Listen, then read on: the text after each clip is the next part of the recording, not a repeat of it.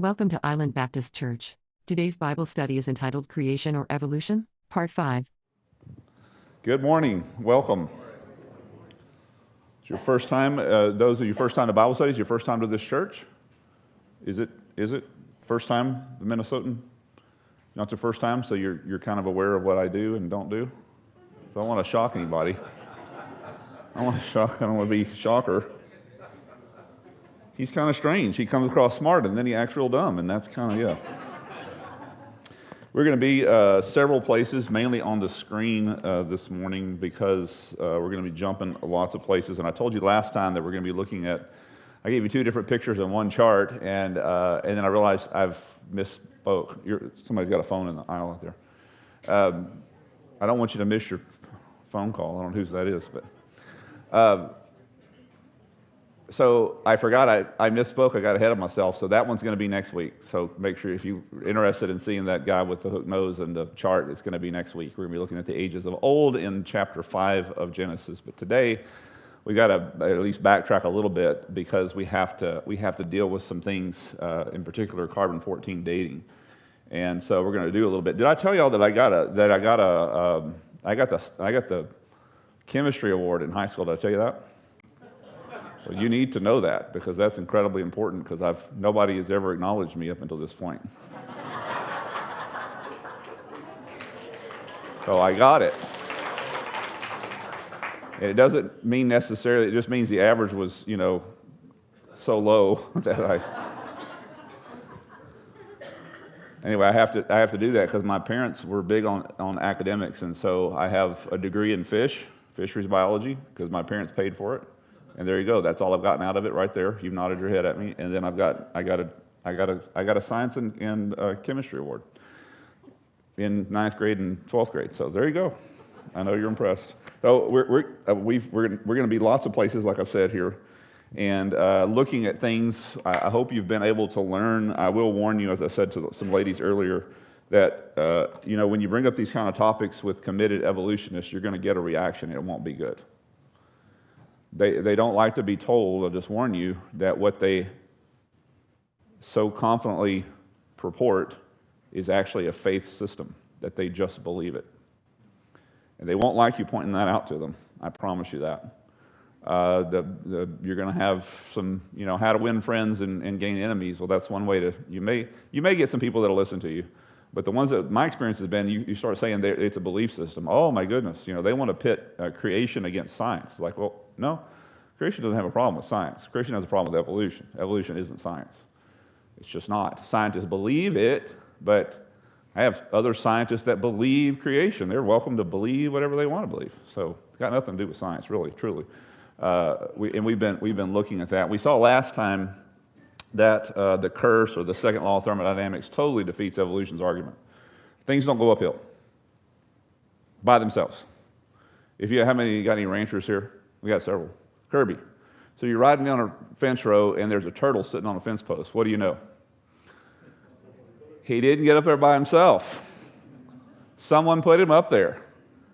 Now, Kirby's as bright as I am. He'd miss a few things just like I would, but that thing I wouldn't miss. I would say, who's been down this fence row? Turtles don't get on top of fence posts. That's what you have. What do you have in creation? You have a turtle on top of a fence post. Any sane person can look at that and say, somebody put it up here, because things don't go uphill. They don't go to the top of a fence post, and they don't stay at the top of a fence post. They live up there. They go downhill. Turtles don't stay up there. They fall off. He takes the turtle off, and he goes around and comes back around the next day, and that same turtle's back up there.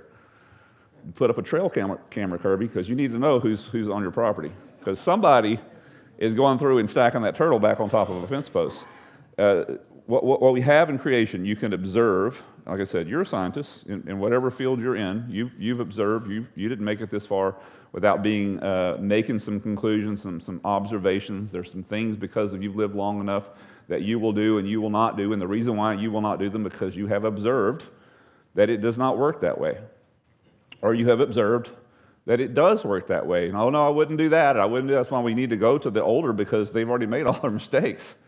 So you become a scientist in whatever field, whatever life you've been involved in. So don't let these guys talk you out of thinking that you're a scientist and somehow waving their degrees in front of your eyes and making you think somehow they're smarter than you. That may be in their field.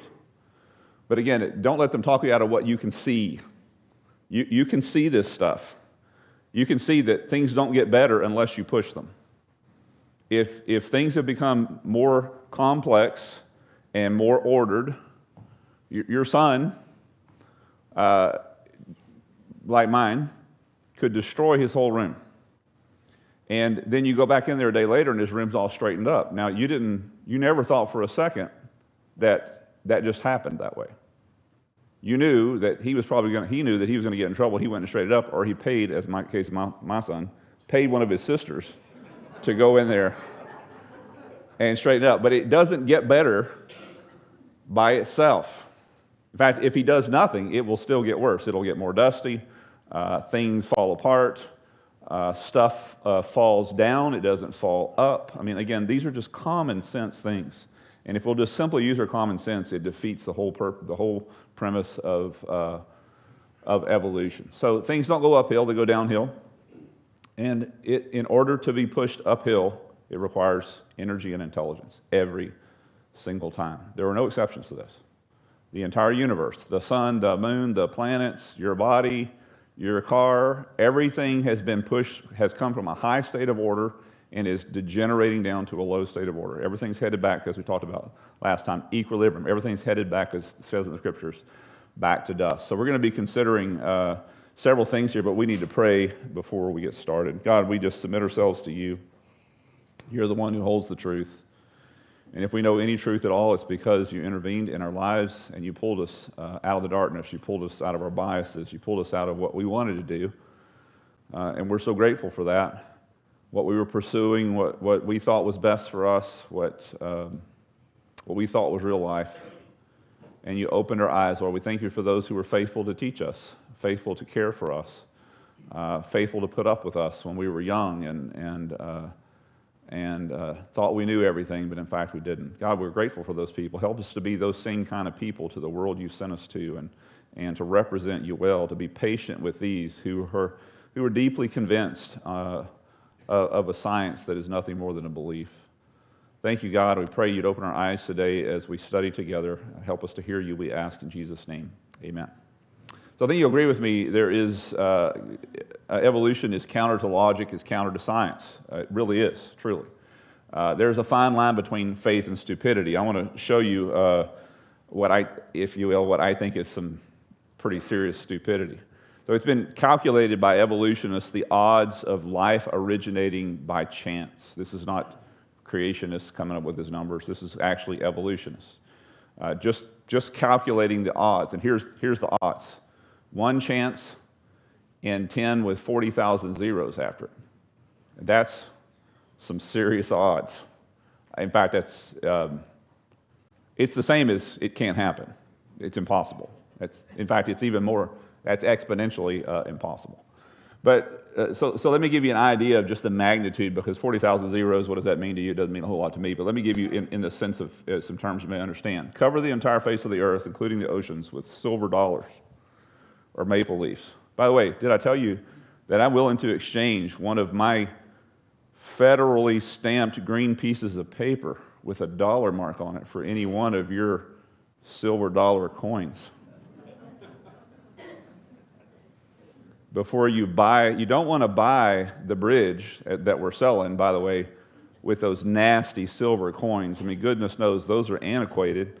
You want these green pieces of paper because they're far more valuable. So anybody crazy enough to follow me on that, like I said, you can turn around and buy a bridge with it. This is the same kind of number, the same kind of thinking. It's a crazy number. I'll give you an idea. You cover the whole planet with silver dollars or silver maple leaves. Fill all the oceans with silver dollars. Both poles, all the sides around the equator to a depth of 100 feet with silver dollars. Color one a different color. Paint it red or orange or whatever, doesn't matter. Just one. Put it anywhere on the planet, put it on the surface, put it at the bottom of the ocean, doesn't matter, but only one can be colored. and then get a blind man. He can walk anywhere he wants to. He can walk to the poles. He can walk across the oceans. He can circumnavigate the whole equator. He can do whatever he wants to. But he can dig as deep as he wants to into these silver dollars. But he can only pick up one coin one time. What's the chances of him picking up that one silver dollar? By the way, that number that I'm giving to you is just 1% or 1% of this number. So that kind of gives you some parameters. This is an unimaginable number. It's ridiculous. The number of electrons in the universe is a number far less than this. So keeping these things in perspective, now with that kind of perspective, let's hear some famous evolutionists, for instance, Thomas Huxley, and his commentary on that number. No one would bet on anything is improbable happening, and yet he's a believer. He cannot prove, there is no proof of that. I mean, again, I reiterate this, and again, evolutionists will flare up on you, get super mad. But they're asking you to believe in the supernatural, because that's the only way this would work. There has to be supernatural intervention. Again, their whole reasoning has come all the way back around to say, yeah, it was supernatural. As a matter of fact, who was that did that? There was intelligence. And anyway, they've argued themselves out of position. He's a believer. He really is. And then we have Dr. George Wald, a Nobelist, by the way, Harvard University. One is only to contemplate the magnitude of this task to concede that the spontaneous generation of living organisms is, yeah. But notice what he adds. He's a believer. And that's all he is. He's a scientist in other areas, but there is no science in this. There's no science in 1 times 10 to 40,000 zeros. That's a ridiculous number. So God created everything, and everything is held together by Him. So let's do a little bit. Like I said, I got the chemistry award, so I can draw these very complex designs for you. It's a hydrogen atom. Let's do a little chemistry, but let's talk about some issues of reality. Of course, evolutionists, scientists, humanists don't believe in the spirit world. They don't believe in miracles, even though, like I said, they're pushing miracles on you. They're pushing supernatural on you. But we call the physical world the real world. If I can't see it, if I can't smell it, if I can't touch it, I can't believe it. But many of us don't really realize what we're really dealing with. So let's do a little chemistry. How good you are, with a few exceptions here. The rest of you aren't as smart as I am, because I've studied up already this week and I drew that picture for you. So let's talk about the pew you're sitting on. What is that? Is it a solid? Is it a liquid? Or is it a gas? It's a solid, because that's what you've been told. But actually, on an atomic level, it's none of the above. Because an atom is not made up of primarily solid stuff. An atom is primarily 99.99999% just space. Everything that is made up of atoms, the air that you're breathing, everything you can see, taste, touch, feel, everything that you're aware of with your senses is made up of atoms and is therefore 99.99999% space. Well, let me explain it to you with a simple hydrogen. This hydrogen atom, so it's got one proton in the middle, one electron. If they're extremely small, I mean a super, super tiny, teeny, tiny, inferred, we can only infer the size of these things because they're just incredibly small. You can't see them. But if we raise the size of the proton to the size of a basketball, the comparable size of an electron would be the size of a pea. And that's startling, because there's a huge difference between the size of those two things. The thing that's more startling about this is the distance between these two. If we raise them up to this size, the atom would also increase in size. The valence of this electron that's flying out there billions of times every millionth of a second is about 9 miles. So if I have a basketball, if we've got an atom with a proton that's a basketball size, then there's a pea swinging an arc out there 9 miles away with a diameter. So we got an atom. The mirage, if you will, the valence of this atom is 18 miles. But actually, 99.99999% of this atom is just space. So you're made of atoms. So what are you? Somebody calls you a space case, hey, right. That's what you are. So really, we live in a world that's sort of, on an atomic level, it's a mirage. It's just a mirage. And we say, well, the spirit world isn't real. Well, I can't find much real. There's not much real at all about the physical world. It's actually just a mirage. It really is, created by the valences of these electrons and these atoms. And so it's amazing when you see that. And this is, again, it means that we're a space case. And atoms are little wonders of the created order because they defy the rules. And what do I mean by that? Their center is made up of positively charged particles. Here's a bigger atom. You know what that one is? It's got a U in the middle. I don't know to tell you what it is. It's the heaviest naturally occurring element in the world, uranium. Do you know that the Canadians have the largest deposit of uranium in the world? I told some of our Canadians, so the Texans were getting up arms, including going to see the children at the border patrol places and stuff like that. We're also going to march on Canada because they got all the fuel up there. So I think we could call it North Texas, just really north. There's almost as many people living in Texas, you realize that, as there is in Canada. The populations are not that much. There's more in Canada, but not a lot more. So I think we could take them. We go up there. Their government's already taken away a lot of their guns, and so we know that. We march on them and go up there and get them. The largest deposit of uranium is northern Saskatchewan, the Athabasca Basin, in the world, bar none. And it's cold. Colder underground where all that stuff is. But anyway, uranium. Uranium is the heaviest occurring. It's 9 times heavier than gold. Heaviest naturally occurring element. This is, it's spectacular. So U-308 is a compound naturally occurring. U-238 is what you're looking at there.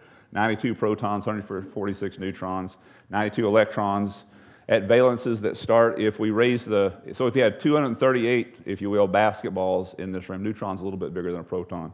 But 238, if you can imagine that, 92 protons, 146 neutrons in this room. You'd have a pile, I don't know how exactly big, but it wouldn't be a lot big. It's tremendously bigger than a single basketball and one electron when it comes to a hydrogen atom. But it's not that much bigger, and your valences for these electrons start about 9 miles, and they reach out to somewhere like 25 miles if we raise it up to that size. So you can imagine if you're a nuclear scientist, and we got one here, if you're firing neutrons at the core of this thing, the center, the nucleus, it's hard to hit it. We just think, well, you just split atoms any old way. Yeah, you got that much space. You got this atom that's covering, 25, by the way, a radius of 25, so a diameter of 50 miles, and you're firing that thing to hit the center of it. Where's the center? You're going to have to be a really good shot because it's mainly space. Again, it's the most dense, naturally occurring element in the world. But it's the problem with this atom and any other atom that has more than one proton, and this one has, like I said, 92, is no one talks about why this thing's holding them together. It shouldn't. So if you take 2 magnets, you take 2 positive ends and try to stick them together, what do you get? They don't stick. A negative is attracted to a positive. So you know this, like you're scientists. We're all scientists here. You know this. That works everywhere in the world except in the nucleus of an atom. There is not the physics don't work for atoms. They are an anomaly. They are the basic building block, of course, of all that is, all that we see, all that we can smell, touch, taste, everything else. And the basic building blocks doesn't make sense. I mean, at least from a scientific perspective. Like charges repel. So I have 92 like charges in the core of a uranium atom, and they're not all exploding. Why? In fact, they're not only not exploding, they're hard to split. Every other atom is like this as well. Very hard to split. Something is holding them together. It's called the binding force. It's also called the nuclear force. Makes them very difficult. And what happens if you do split them is you release the energy that's holding them together. And you want to make sure that if you're doing that, you're wearing a lead suit, because that energy will kill you. We call it, it's the essence of, it comes from the nucleus, thus nuclear energy. It's the essence of atomic bombs and nuclear energy in our nuclear power plants and other things. So just as an example, the atoms in this Bible, of course it's paper, but it's made of atoms, right? If you could split them all and get the energy from them, just this Bible, just with the cover on it or the cover off of it, you would get energy, the same energy produced by the Hoover Dam in 1 year. That's incredible. Well, you got to burn fossil fuels. Why are people against fossil fuels? Because we're running out of them, for one thing, and they cause carbon problems and other things. But man, if you could harness what's happening in the nucleus of these atoms, that's the essence of nuclear energy.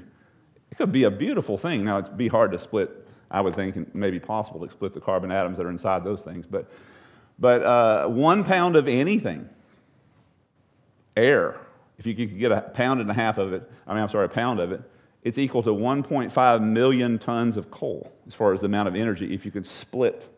So there's a tremendous force. So it's not only does positive charges stick together, they stick together in a major way. And the reason why I'm telling you this is because, again, what's holding this together? The Bible actually has a very direct explanation. Something very, very powerful is holding this place together. And if he ever stops holding this place together, watch out. By him all things were created, both, this is talking about Jesus, both in heaven and in earth, visible and invisible, whether thrones or dominions or rulers or authorities, all things have been created through him and for him, and he is before all things, and in him all things hold together. Wow, again, Hebrews 1. Jesus is the radiance of his glory, speaking of the Father, the exact representation of his nature, upholds all things by the power of his word. So he put it all together with a word. Just sticks it. He just sticks it. So what if he stops sticking it? Like I said, watch out. Peter tells us that. But the day of the Lord will come like a thief, in which the heavens will pass away with a roar. How do you burn the heavens? And the elements will be destroyed with intense. You're not talking about a forest fire. We're talking about elements burning. That's a different thing.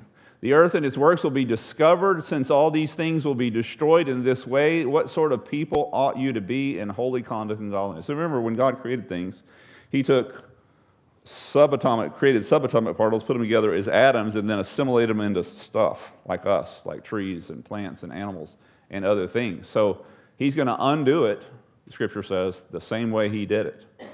He gives us the Word holds us together in his power. Like I said, what's holding these nucleuses together? There you go.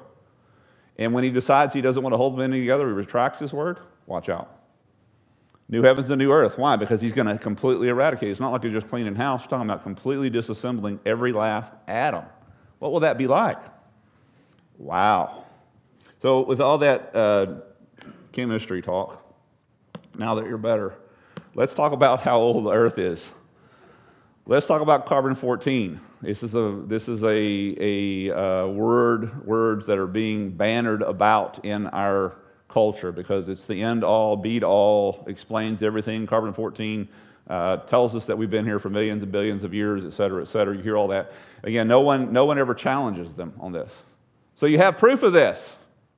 So can you repeat this in front of me? They can't do it. And I'm going to show you the reasons why they can't do it, because it's unreliable. So let's say we talked about measuring tapes before. Let's say we have a measuring tape. You go down to Walmart and you buy a measuring tape, but it has no marks on it. It has no words, and the tape has no marks on it.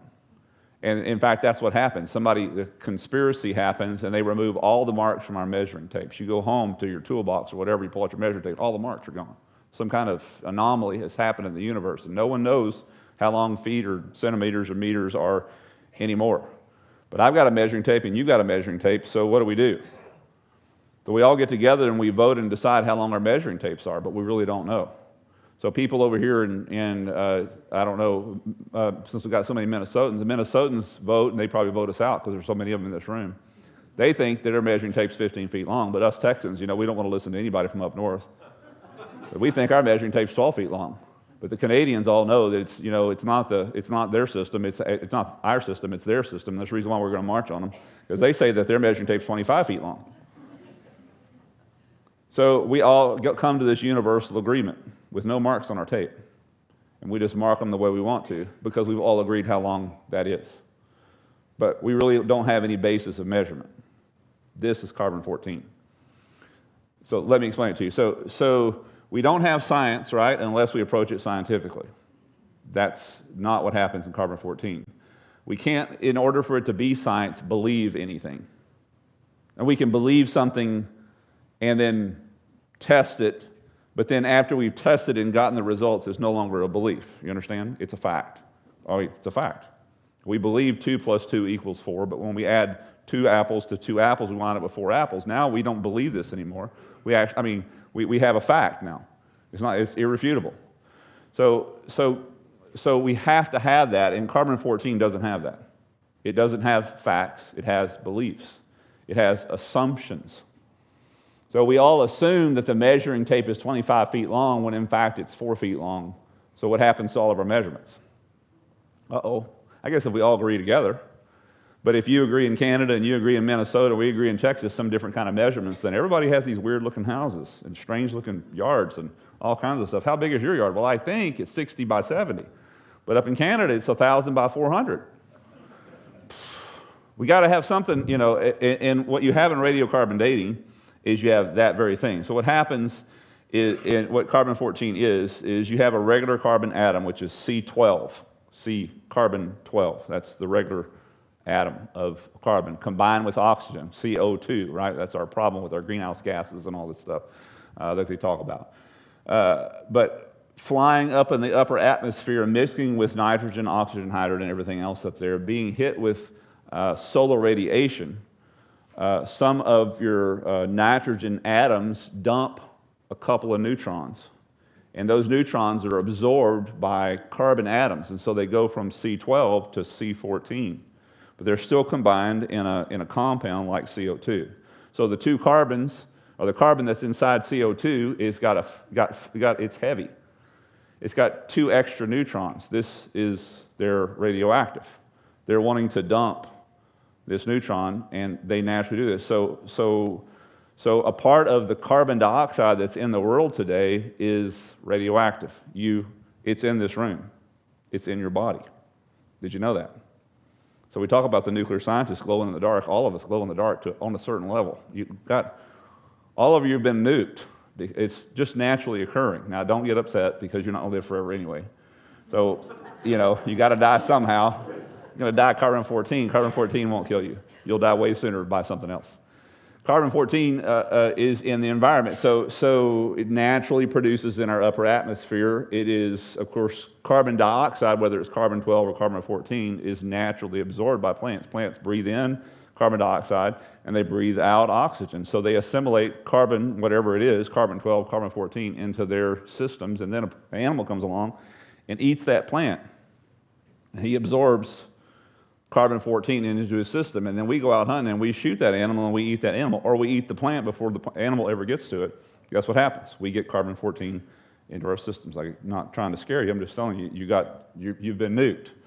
Carbon-14, the way we measure it is, so the idea is that it fluctuates within plants and animals as long as that animal is living. We're offloading it, onloading it every time we breathe, every time we do eat or whatever. But the carbon ingestion stops when you pass away. So it's fixed. Now, if we can know the number of the carbon-14 into your body, we can know when we dig you up 100 years from now how old you are. By the way, if it's 100 years from now, we already know we have a record of your death. So we don't need to judge your carbon-14. Where the speculation comes in is we don't know when you die. And so what we do is we test the carbon-14. Here's the idea. So the amount of carbon-14 has a half-life of 5,730 years. So every carbon-14 molecule has that half-life. In other words, if I start off with a pound of carbon-14 and I wait 5,730 years, I'll only have a half a pound because it denatures. It starts kicking out these neutrons. It goes back to again, everything goes downhill. It doesn't go uphill naturally. So back to a state of equilibrium. And the premise is, if we measure the amount of carbon-14 in an organism, as long as we know what it started with, which that's the problem, we have to assume we know what it is.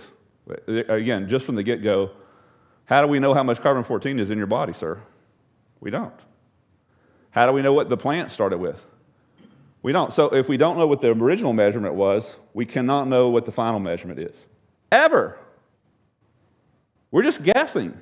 But, of course, you've never heard it that way. You've always heard that these are absolutes and that they're irrefutable, yada, yada, yada. It's carbon-14 measurable. It certainly is. The problem with it is you got to know what the number you started with. And they don't. They can't. It's not science. It has never been science, and they know that. In order for radiometric dating to be accurate, we have to assume or believe several things. Again, as soon as you hear that, you know you don't have science anymore. You don't have science. Yeah. How many apples did you start with? Well, we don't know, but we think it was this number. Well, how can we know that somebody stole them if we don't know what the number we started with? Well, it makes us feel better if we just simply say we had this number. Well, we're not into feelings here. We're talking about science. So for carbon, here's several problems with carbon-14. Number one, for this dating to be accurate and reliable, we have to assume or believe that the rate of decay remains the same over the years. So that again, like the half-life is 5,730 years. The problem with that is that it is only assumption. It cannot be proven. In fact, it's been proven unreliable. We have other radioactive isotopes like U-238, the uranium atom, or heavy iron, F-57. We know that these don't denature in, their denaturing is over a wide scale. Some do it this fast, some do it that fast. The conditions are not, it depends on the animal that has it, or the circumstances, the situation, or how far north it is, or how far south it is, or how bright the sun is, or all these different variables. And since you don't know all the variables, you don't really have an answer. So we can't depend on U-238 or F-57 to denature or decay in a reasonable, measurable fashion consistently. But we can with carbon-14? No. No, you can't. We have to assume that. So number one, you have to assume that decay remained the same. You have number one. Number two, you have to assume, believe that carbon-14 production remained the same over the years. So we have to assume that the nitrogens and the carbon-12s up there were still getting hit with the same amount of solar radiation, and they were dumping neutrons at the same level. Again, one of the basic premises of evolution is this uniformitarianism. Everything has always stayed the same. It has never changed. No one took the measure marks off their tape. No one moved them around. It's always been the same. They can't prove that. It's not science. They assume this. We know for a fact that production has not remained the same over the years. For instance, the Industrial Revolution vastly changed production of carbon-14. Nuclear tests in the 50s and 60s. Wow, you talk about it, every one of you have been nuked. You all have a lot more carbon-14 than our previous ancestors because of our proliferation of nuclear weapons. Nothing you can do about that. You got to die somehow. We know that volcanic activity changes carbon-14 as well. So you're going to tell me what's going on with your carbon-14 in some animal that died in the past and is in the fossil record. Can you tell me how many volcanoes were happening around that time in his lifetime? You can't. You can't. So it's just a big guessing game. So why are we dependent upon this? We can't depend. We got a tape measure with no marks on it, and you can't get accurate measures for that reason. So production has remained the same. Again, we've proven. So we also believe, the evidence is prolific, that there was a worldwide catastrophic flood that killed everything: plants, animals, everything. Vast mats of floating, rotting material, animals, etc. Vastly, it would totally skew your numbers as far as C14 production over C12. Unless you know exactly what that is, what the original numbers were, you can't know what the following numbers would be. Again, it's completely not science. It's completely not. The way they handle it may be science, but the way they come to their conclusion may be scientific, but the way they get their answer isn't. They don't have a beginning point. They don't know what it is. Another assumption, a belief, is that all plants and animals utilize carbon-14 equally across the board. That also has been disproven. Here's an example. Mollusks were found off the coast of Hawaii. Their shells were carbon-14 dated, and the mollusks dated to have. They said they must have died 2,000 years ago. The biggest shock was to the mollusks because they were still in somebody's aquarium, alive and doing well. This is how accurate carbon-14 is. It's not. So why, we're all intelligent, common sense people here, why do these stick with this? Well, here's the biggest problem. The biggest problem with evolution, radiometric dating, and everything else is human bias. Dates that do not fit desired theory were thrown out. It's just that simple. They have a premise, a belief system that they're trying to prove. And they will only keep the data that proves it, and they'll throw everything else out. The pursuit is not of the truth, because the truth brings them back to their original problem, that they have to answer to a creator. They don't want to do that. They'll avoid it like the plague. They will not have anything to do with it. So they will only stick with data that holds their position. So here's what happens in their process. Again, just because they're scientists doesn't mean they're unbiased. There's no education. You go to did you get a degree in unbiasedism? Me either. There's no such thing. You're a human being. You're biased. I don't care who they are. They're biased. So what they do is they claim cross-contamination. So an evolutionist can present a sample for testing in a lab, but then this is what he does. He tells the lab assistant that we believe this is going to be between 50 and 100,000 years old. 50,000 to 100,000. So what does the lab tech do? This is his job, ladies and gentlemen. This is how he keeps his pay and pays for his kids to go to college. He makes sure. So he gets 9 results that show between 2 and 4,000 years, and he gets one that says 65,000 years. Which one's he going with? You know the answer. This is how we get these numbers. They've been arrived at. No greater science. That's not science.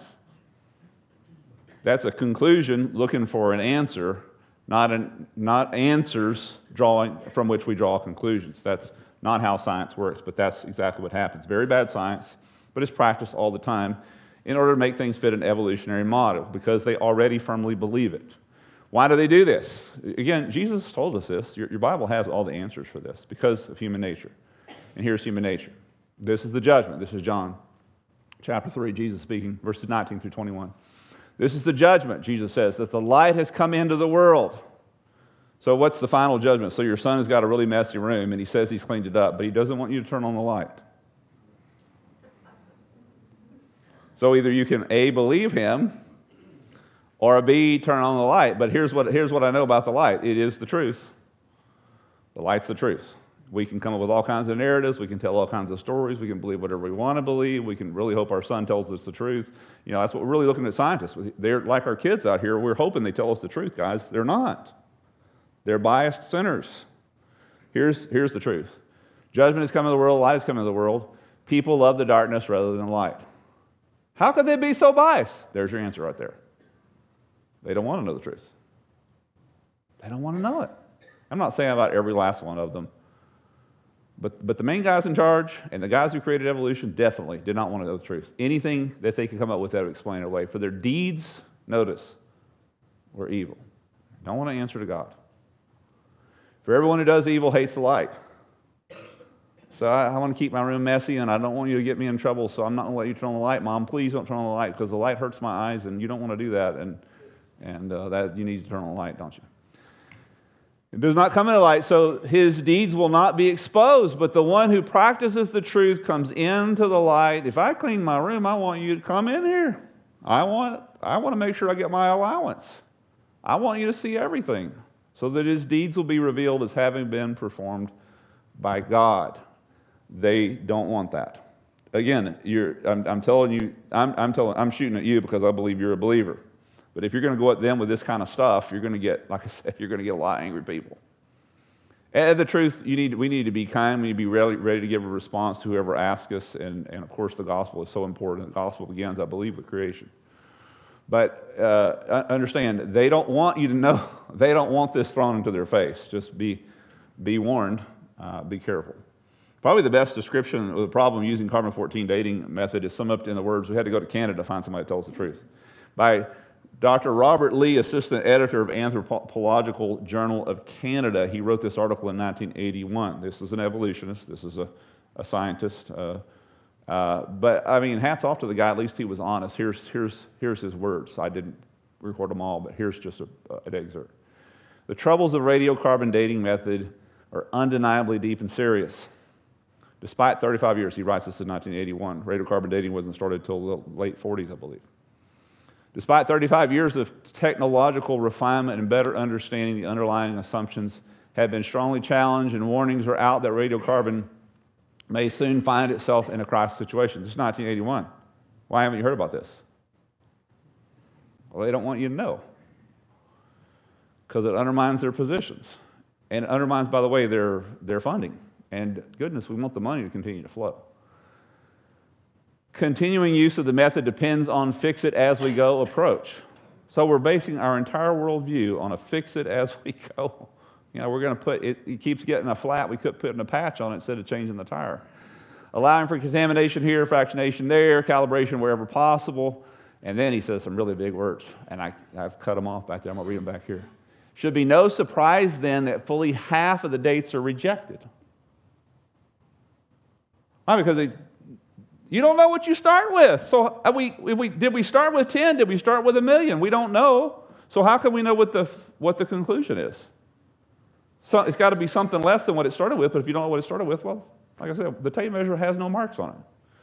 The wonder, I love the way he puts this, the wonder is surely that the remaining half has become accepted. Because it's just, you're out there in the ethereal realms. There's no real answers. No matter how useful it is, though, the radiocarbon method is still not capable of yielding accurate and reliable results. There are gross discrepancies. The chronology is uneven and relative, and the accepted dates are the selected dates. This is what I told you before. They just select dates. We think it's going to be this old. By the way, where did they get that information from? They get it from the anthropologist who dug it up at a certain level, and he thinks that level is that old. That's all he does. He just believes it is. And so he tells the lab tech what it's going to be because he believes that, because if he gets any other answer, that's going to mess with his theology. The theology, there isn't God, and he doesn't want to answer to him. Again, Dr. Robert Lee, Anthropological Journal of Canada. Examples of bad dates. Here's some examples, and there's just a plethora of them. There's no way to, they're just tremendous. Like I said, more than half of them are, even by those who are biased, are considered wrong. So, you can imagine how many bad dates are. Here's some examples. Again, since we know what we're starting with, since we actually have an actual measure of these things, we know when these things took place, we can have an actual measurement of the stuff that we don't understand, like radiocarbon dating. Is it really accurate? Here's some examples. Mount Etna erupted 2,100 years ago, well documented. Nevertheless, the rocks from the eruption were dated at 25 million years old by radiocarbon dating. So you throw the tape measure away, right? It would seem like they would. They're not going to do it. Lava flow from a volcano in New Zealand erupted in 1949 and again in 1954, was tested at 275 years, 1,000 years old. But of course, they don't keep that number because we know when it erupted. We got pictures of it. We got data and books that tell us about it. Mount St. Helens erupted all in our lifetimes. Erupted in 1980. Some of its rocks were dated at, this is the amazing one, 2.8 million years old. We know exactly. We have video. You can go on, it's on YouTube. You know when it happened. And of course, those numbers are thrown out. They're not accepted because we have something to measure them against. So interesting that every time we have measurable dates and we place them up against, splash them up against radiocarbon dating is shown to be totally ridiculous. But if we don't know when it exploded, we don't know when the volcano went off, we don't know when the mudslide happened, guess what they do? They stick to radiocarbon dating. Here's their answer. This is straight from the evolutionist's mouth. If we know the dates of these rocks, then we can reject the radiocarbon dating. Of course, if you got, Mount St. Helens blowing up in 1980, and you get a 2.8 million year reading, of where you're going to throw that out. But notice, you should throw it all out. But if we don't know the date, then we can trust the radiocarbon date. That's science for you. Again, they're not all like that. Not all like that. Well, there's some great guys and gals who are really seeking for the truth. But I'm telling you, they don't get published. And they don't get funded. Because it's heavily, heavily biased, because people love the darkness and they don't want to come into the light. During you know who Mark Twain is, right? Gotta love this guy. Now, evolution was a new teaching when Mark Twain was writing things like Tom Sawyer and other things. And Mark Twain wrote also a memoir / book called Life on the Mississippi. Anybody read it? Life on the Mississippi. He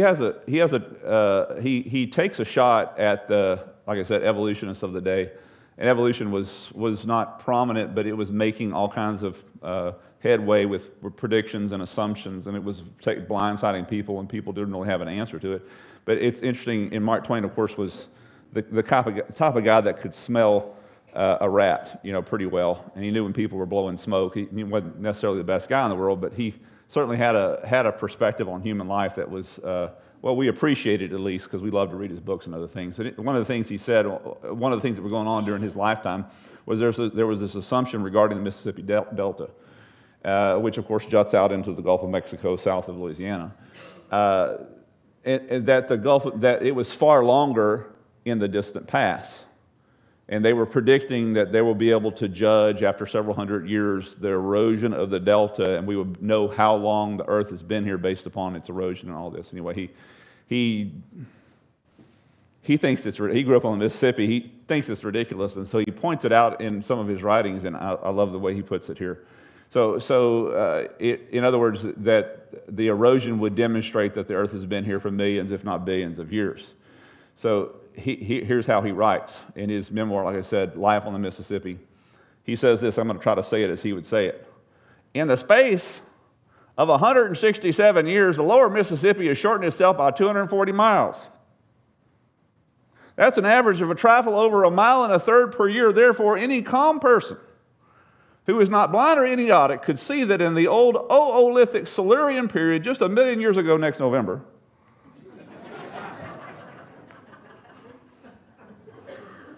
that the lower Mississippi was upwards of 1.3 million miles long, stuck out across the Gulf of Mexico like a fishing rod, and by the same token, any sane person can see that 742 years from now, the lower Mississippi will be only a half and a third mile long, and that Cairo and New Orleans will have joined their streets together and be plodding comfortably along under the single mayor and a mutual board of aldermen, he writes. Well done. And then he says this, and to me, this is sum up evolution science. Here it is. He sums it up very well. There is something fascinating about science. One gets such wholesale returns of conjecture out of such trifling investments of fact. Again, he's just an old common sense guy from, was it Missouri? And worked on the river, observed human beings. He could see what worked, what didn't work, because that's what we base our lives on. I don't care what science says. That doesn't work, because if you do this, a turtle on a fence post, Kirby's going to waste his whole life trying to figure out how it's probably aliens, Kirby. You didn't see? Kirby, you're not thinking right. The sun, moon, and stars came together, and there was a stardust, and there was a lightning bolt, and a turtle grew legs, and he walked up, but then he lost his legs, and he sank back down on top of the telephone. Fence post. There you go, Kirby. That's the answer. Of course not. Of course not. He's rode too many fences. He's seen too many turtles. He's observed. Again, that's science. That's what science is. You just have a regular guy here, Mark Twain, smart guy, and no reason to think he was a scientist, any other perspective other than he just simply could sit back and say, that sounds stupid. And you know what? It really is. So we're going to stop there. We did pretty good. Questions? There's the guy again. We're going to get to him. And there's the chart next time. And the alligator next time. And the fossils next time. And the sea turtles next time. And for all those who love wolves, next time. Oh, they turned me off. There he is. How would you like for the wolves? The old wolves were that big. That would have been bad. Questions? It's all good. You knew you felt spacey, right? felt a little draft between your ears every morning for me until I have coffee. Charlie? Has there been an attempt to use anything other than carbon dating to Radiocarbon dating, yeah, they use a lot of other things. Radiocarbon dating is, you mean other than carbon-14, they use other things as well. It has the same problems. It has the same problems. Because you have to know what the original measurement was in order to know what your final number is. So if I don't know if I have 20 or 500 to start with, then I can't. Even though I know what my number is that I conclude with, they have very accurate ways of measuring carbon-14. But until you know what the original number was, then you can't you have nothing to subtract it from. You're just total conjecture and belief. You got to base your whole life on that because you believe it. Yeah, I base my whole life on what I believe. We really are left with nothing but belief systems. We really are. We really are only been here a little while, and we're guessing about the past. But there's some things that we can guess about the past that are reasonable, and some things that aren't reasonable. One of the things, by the way, a major lie, in my opinion, is that we were dumb in the past and we've gotten smart in the future. And I can't find that evidence. We were way smarter. And one of my first, I was way smarter back when I was 26 and became a pastor than I am now, 30 years later. I was way better at theology, but I got some of these great old guys, Arthur Pink and I can't remember all dead, all of them been dead, 100 years. And I was reading their books. I was like, is this English? Because it's not the kind of English that I, am familiar with. They came across way smarter. The novel, you can't sell a novel now if you write it in the good, old, solid, well-versed English. These guys would write sentences that were a paragraph long. But it was correctly punctuated, and it made sense today. Our sentences have to be on one line. It's got to have, the breakdown, and we've not increased in knowledge. I shouldn't say that. We've increased in knowledge, but we've certainly not increased in intelligence. And we're going to see the reason why next time. Part of the reason is we've lost our ages. You imagine what it would be like if people were living, animals were living, including that, as they were prior to the flood, somewhere close to 1,000 years. George Washington would only be about 200 years old, still living with us. Wouldn't that be great? Wouldn't that skew the politics? You would think, anyway. Of course, all we got is what he wrote and what the forefathers wrote. And, of course, they're misinterpreting that 9 Ways of the Insane Asylum. But what if the guy was here who wrote it and said, that's not what we meant? That'd be great. He's young, 200 years old, for a 900-year-old person. Prior to the flood, we're going to consider those implications and what we can learn from chapter 5. Yes, ma'am, you have your hand? Well, what would you say is the age of the earth? What would I say the age of the earth is? I would say what the Bible says, 6,000, 7,000 years. 6,000, 7,000? Yeah, because I'm guessing, and I'm not smart enough to guess anything better than the Bible says.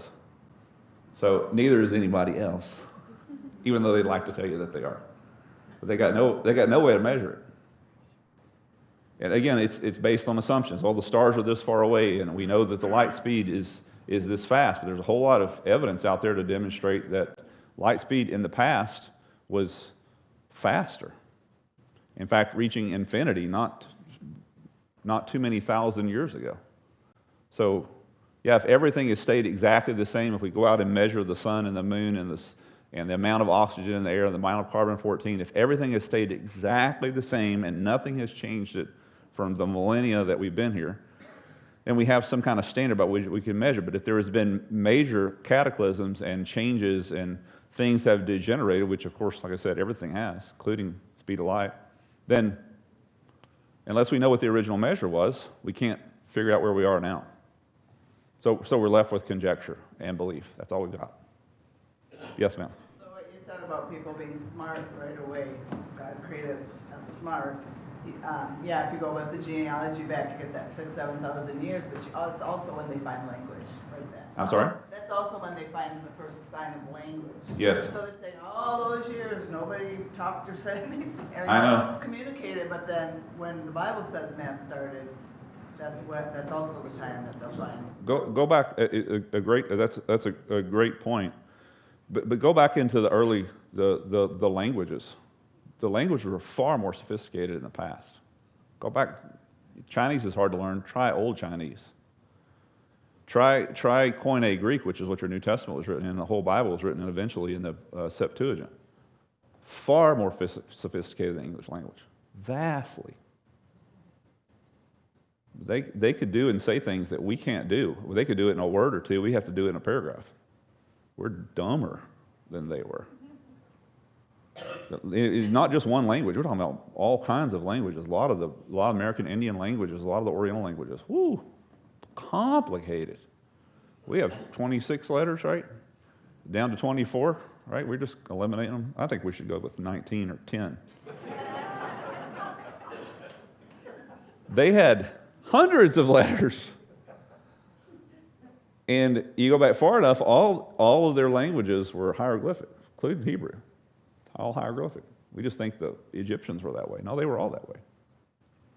They had very sophisticated ways of communicating and very, very powerful ways of doing things. Like I said, we talked about the pyramids. So you can't even align your car with the stars.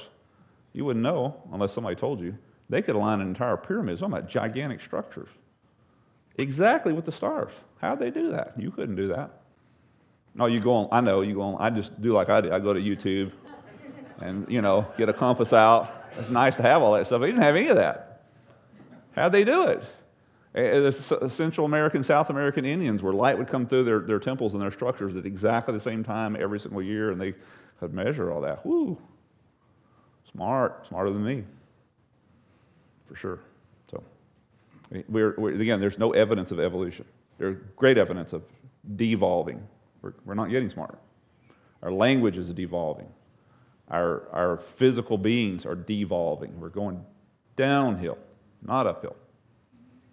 So, yes, sir. The science that you explained to us, explaining evolution, is it the same science you're using to prove global warming? Well, it's the same scientists. It's the same scientists because, again, they're asking you to believe stuff. Again, as soon as I say belief, we don't have science. We believe in 50 years the Earth is going to be this much warmer. You automatically know you don't have science. Now, can beliefs actually turn out to be true? Yes, they're easily tested. 50 years from now, we'll have a meeting and we'll say they were or they were not true.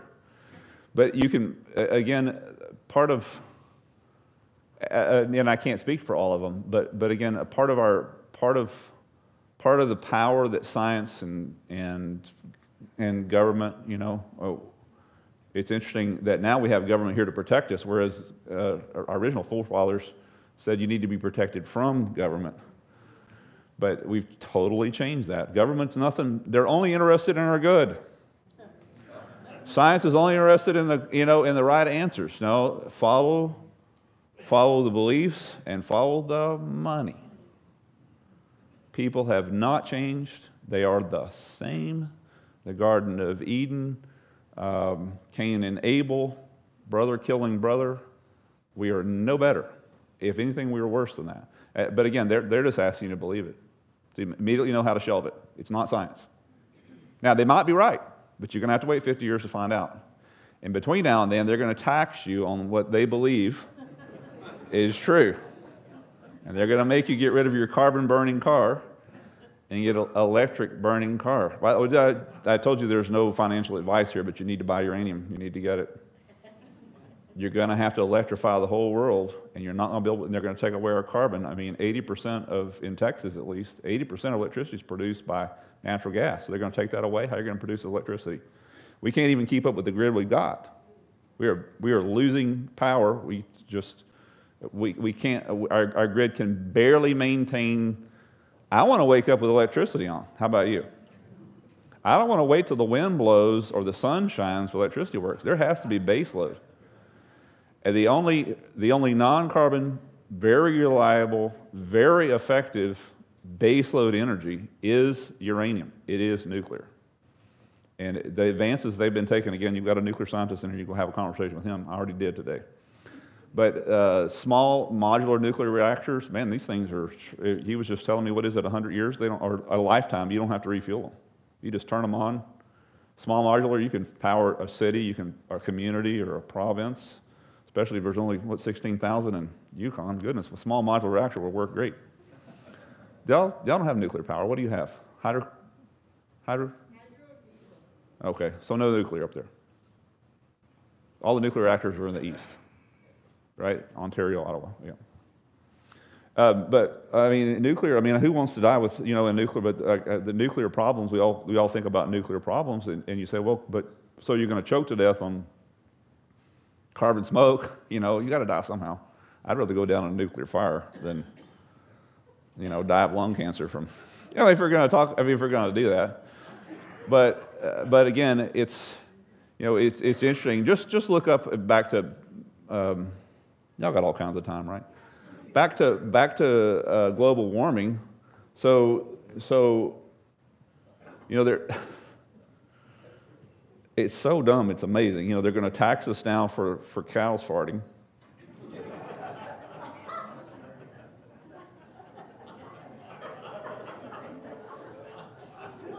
Like I said, it's the same aliens that put the turtle on Kirby's fence post. It's the same ones. It's just right down the middle of that, and they're going to tax us for that because they're what's going on? What's the agenda out there? What's the real thing? Where's the money? What's happening? They're going to take away our carbon, and if we could live off of, if we don't have to drag up oil and gas and burn carbon, I'm all for it. But you're going to take it all away, and at the same time ban all nuclear reactors, as they did, like for instance in Germany and Japan in past 15 years. So go talk to the Germans right now. Well, they've had a good winter. I mean, by God's grace, but they didn't have the base load to carry their people. If they'd had a bad winter, winter's not over. We still got a ways to go. Germany's a cold place and a dark place and a windless place, and they got windmills and solar panels, and they've shut down their entire nuclear. They did shut down their entire nuclear fleet. They fired them back up. Now they're burning coal, which talk about some global warming. But one of the problems that I have with global warming, just look up the statistics. If we have one volcano blow up, the amount of carbon that enters the. So if we all get taxed on our cow farts, and one volcano will mess the whole thing. We could have been eating steak this whole time, and one volcano blows. And it ruins the whole thing. We're going to all be so mad, and that it happens, doesn't it? You just had this massive earthquake. I mean, that's seismic stuff going on. Things happen, and we can't control it, and we're not in control. But again, we have certain people with lots of money and lots of power who, in some cases, in my opinion, just love to push buttons. They just want to push you. They just want to see you do something. You grew up with somebody like that. Just wanted to see the world burn. They just want to make your life miserable for no other reason other than that. And there's some people in control that are like that. There always have been. Never doubt it. There really is a conspiracy. It's on a spiritual level. The Bible's very clear on that. So, yeah, you're not tinfoil hat. There is a conspiracy. I can confirm that for you for sure. Yes, ma'am, you've been waving at me. I just wanted to say there, we do have some measurements. I mean, Al Gore predicted that we were going to be frozen 12 months I know, here we are.